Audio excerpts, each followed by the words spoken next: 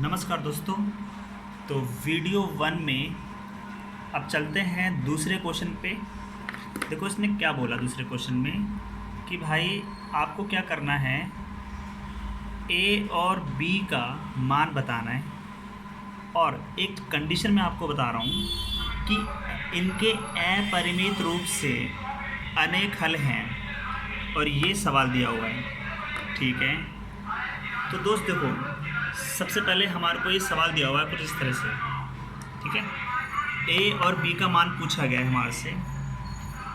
तो आंसर जब करेंगे तो सबसे पहले देखो A1 2 हो जाएगा, A2 sorry A1 B1 C1, तो A1 B1 C1 हो गया। अच्छा, इंग्लिश के वर्ड है XYZ नहीं लेते, याद रखना XYZ। तो B1 A2 कितना हो गया, A minus B, B2 C2 हो गया हमारा यहाँ पे। ठीक है दोस्त।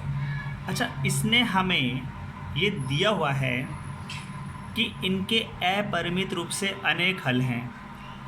जब किसी क्वेश्चन में अनेक हल दिया होता था, अभी हमने पहला क्वेश्चन पढ़ा था, तो उसमें क्या कंडीशन थी, जब अनेक हल होते हैं तो शुरू की दो वैल्यू तीनों आपस में क्या होते हैं, बराबर होते हैं। तो दोस्त इसमें डायरेक्ट वैल्यू रखेंगे।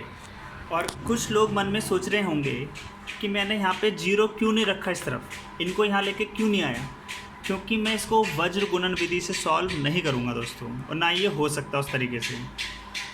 तो दोस्त सबसे पहले वैल्यू रख दी हमने A1 2, A2 यानी A माइनस बी, ऐसी B1 C1 इन सब की वैल्यू रख दी।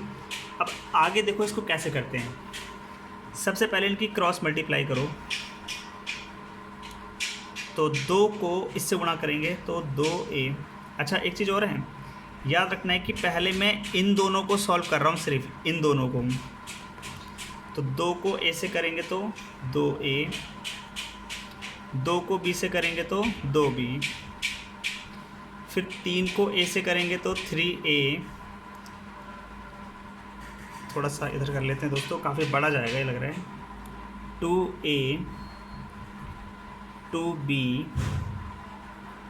3A माइनस B है 3B। अब A वाले एक तरफ कर लेते हैं बिना, और B वाले एक तरफ एक कर लेते हैं, A वाले एक तरफ B वाले एक तरफ। तो माइनस का A के बचा, और ये हो गया माइनस का 5।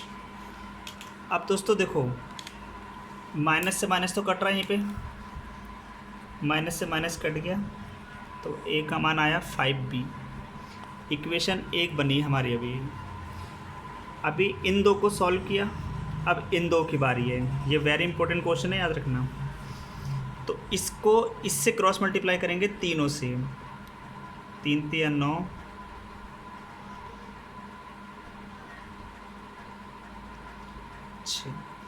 ऐसे ही इसको भी इनसे करो।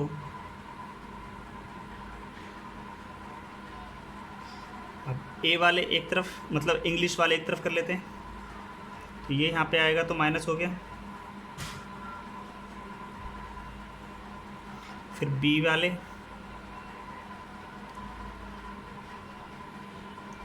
और ये बिना इंग्लिश का वर्ड है, इसको यहाँ ले आओ, प्लस का हो जाएगा।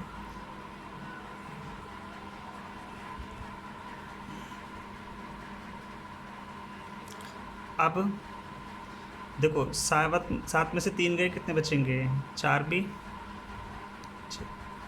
2 बनी। अब इक्वेशन 1 में 1 का जो मान है वो 2 में रख देते हैं, 2 में। तो जहाँ पे A आएगा वहाँ पे मैं 5B रखना है मुझे, तो 2 A की जगह 5B,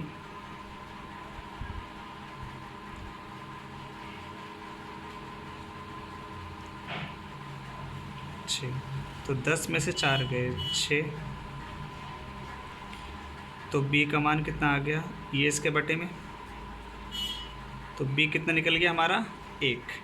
ये दोस्तों B निकला है, अभी A भी निकालना है। तो जो ये B का मान निकला है ना, उसे इक्वेशन 1 में रख देता हूँ। तो इसके नीचे करना जो मैं कर रहा हूँ, इसके नीचे कर लेना।